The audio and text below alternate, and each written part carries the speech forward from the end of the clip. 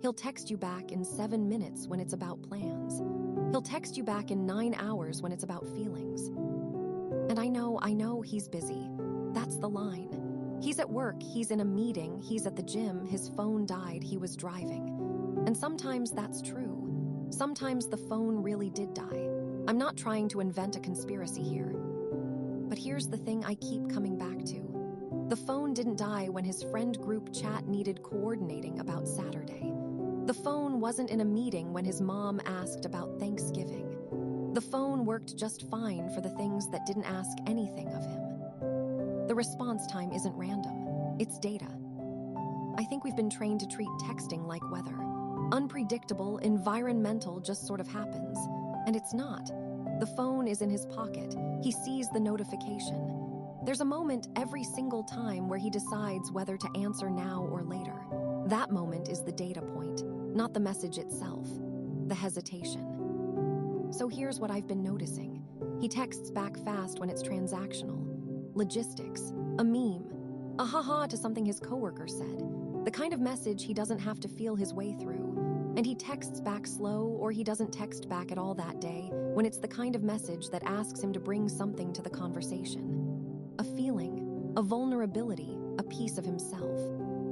It's not that he's avoiding you. He's avoiding the part of himself you're asking him to bring forward. That distinction matters. I think people miss it. Because when she asks a friend, "Why is he taking so long to text back?" the friend usually says he's just not that into you, or he's playing games, or he's busy, give him space. And those answers are all variations of the same thing. They locate the problem outside of him. He's distracted. He's strategic. He's overwhelmed. But what if it's none of that? What if he's just regulating? Avoidant men, or men leaning that way, which is most men, honestly, text on a delay because reading your message and responding to it would require them to feel something in real time. And they can't, or they won't, or they don't know how. So the delay is the buffer. It's the gap in which they decide what they're willing to access of themselves before they reply. That's why the reply, when it finally comes, often feels strange to you. Not wrong, exactly, just thin, underweight. You poured something real into your message, and what came back is, "Yeah, that's tough," 8 hours later. And that's not because he didn't read it. He read it the first time, then he closed the app, then he opened it again at lunch, then he closed it again, then he opened it at 6 and tried to write something, then he closed it, then he opened it at 9:30 and sent the version that required the least of him. Actually, scratch that. I want to say it more clearly. He didn't take 9 hours to think of what to say. He took 9 hours to whittle down what was honest into something he could survive sending. Maybe I'm wrong about all of this. I could be. There are men with genuinely demanding jobs who pop their phone open at the end of the day with 300 unread messages and answer them in order. I've met them. They exist. So I want to leave room for that. But here's the test, and I think it's the only test that matters. Watch the asymmetry.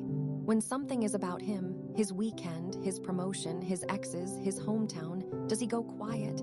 Or does he respond like a person who wanted to be asked? And when something is about you, what you're feeling, what you noticed, what you need, what does the clock do then? That's the data. And the painful part is, the answer is usually consistent. The asymmetry isn't an accident of a few bad weeks. It's the shape of how he relates. Slow on the inside things, fast on the outside ones. Hours on the texts that matter, minutes on the texts that don't. I don't think this means he's a bad person. I want to be careful about that. Some men were raised in homes where bringing a feeling into a room got them shut down, or shamed, or yelled at. So they learned the delay.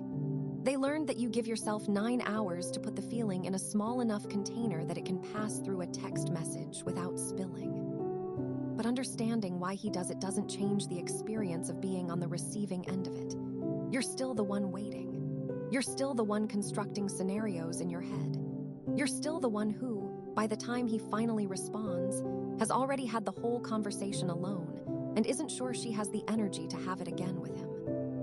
And that's the part nobody really talks about. The cost isn't the 9 hours. The cost is what those 9 hours do to you. The way you start composing in your head, is this too much? Is this not enough? Should I have not said anything? The way you check your phone 43 times in an afternoon. The way you reread your last message to him like it's a contract you might have signed wrong. That's not a relationship. That's an audition for one. So I guess what I'm saying is, stop trying to figure out what he's doing during those 9 hours. He's not doing anything dramatic. He's not with someone else, probably. He's not even thinking about you, mostly. He's avoiding the small interior task of meeting you where you are. And the question that matters isn't why is he taking so long. The question is whether you want a partner whose answer to your softest moments is a delay. I don't know.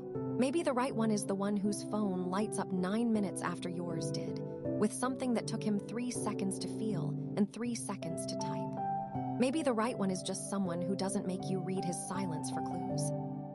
I keep coming back to that.